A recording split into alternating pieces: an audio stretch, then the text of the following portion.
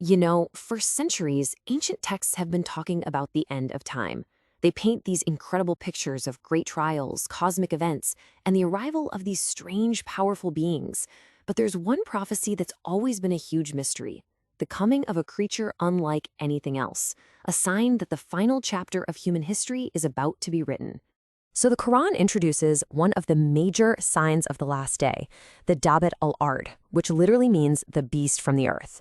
It's described as this thing that will just emerge and speak directly to all of humanity, pretty much confirming all their doubts about divine science.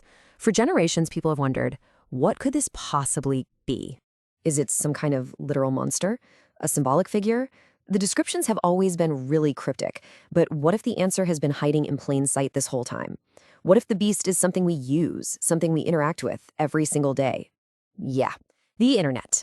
That is the absolutely startling argument from Ridhwan ibn Saleem's book, The Dark Storm. He argues this prophetic beast isn't a creature of flesh and blood, but a massive, sprawling network of silicon and light, the global computer network that we all call the internet. I know, it sounds incredible, but when you start to look at the evidence he lays out, the parallels are, well, they're pretty fascinating. So how on earth could an ancient text be describing modern technology? Well, the theory starts by going right back to the original language. So the author points to the original Arabic. See, the word dabba, which we translate as beast, doesn't only mean a living animal. Its root definition is basically a thing that moves upon the earth. Back then, of course, that meant animals. But today?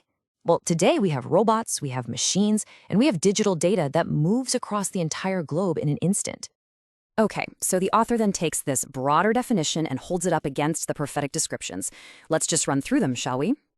It emerges from the earth. It will mark every human being. It speaks to people. It's with us in our homes and on our journeys. No one can catch it or escape it. And it reaches everywhere all at once. Does that sound like anything you know? Now, this next part is a crucial piece of the puzzle. There's a tradition that reports the Prophet Muhammad, peace be upon him, was near Mecca, and he pointed to the ground, specifically to the sand, and said the beast would emerge from this. And what is sand? It's primarily silicon dioxide, silicon, the fundamental building block of every single computer chip on the planet. The author's argument is that the beast literally emerges from the silicon of the earth. The theory gets even deeper when we connect the beast to another prophetic figure, one that's known for its ability to see, well, everything. This brings us to a figure called the Jassasa, which translates to the super spy. In some traditions, this entity spies for the Antichrist, gathering information on everyone. The author here points directly to the world we've been living in since the Edward Snowden revelations, where we learned the NSA's actual goal was, and I quote, to collect it all. Our emails, our phone calls, our locations, everything monitored and stored. I mean, Snowden's own words just capture the reality of this all-seeing network perfectly. A single person sitting at their desk with the right access could listen in on anyone. According to the author, this is the literal fulfillment of an ancient prophecy about a global super spy that knows everything about everyone. Okay, so the network can see and it can hear, but the main description in the Quran is that the beast will speak to humanity. A collection of servers and cables can't talk, right? Well, that used to be true until very, very recently. The answer, the author argues, is the explosion of artificial intelligence. AI is the emerging brain and the voice of this silicon beast.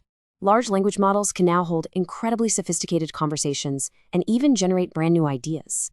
As a top AI developer at Microsoft put it, we are creating a new digital species.